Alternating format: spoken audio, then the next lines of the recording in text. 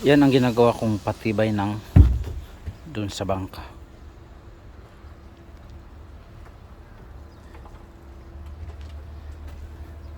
Yan, tapos tatakpan ng plastic yan, FRP,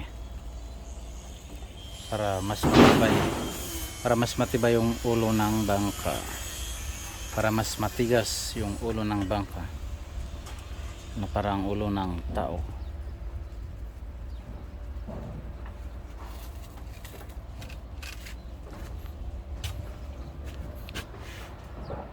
Yan. Ang repair lang dito ay ulo, nabonggo yung ulo, kaya yan, tigas kasi ng ulo, kaya yun nabonggo.